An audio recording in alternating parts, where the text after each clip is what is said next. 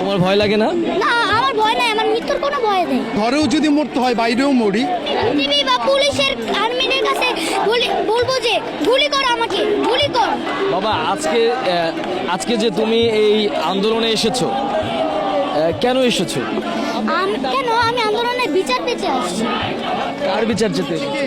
যারা অকারণে শহীদ হয়েছে, অকারণে শহীদ হয়েছে তারা। এখন তুমি কি চাও? এখন আমি চাই প্রতিবাদ। সে কিন্তু একটা মিথ্যা কথা বলেছিল। প্রথমে বলেছে যে রাজাকারের বাচ্চারা কোটা পাবে না, মুক্তিযোদ্ধারা পাবে বলে। আর আবার পরে বলছে যে আমি কি তাদেরকে রাজাকার বলেছি? তারা নিজেই রাজাকার বলছে। তাহলে সে কেন বলল মিথ্যা কথাটা? তুমি কি তোমার ভাইদের মতো বুক প্রসারিত করে দেবে? আমি অবশ্যই করতে চাই।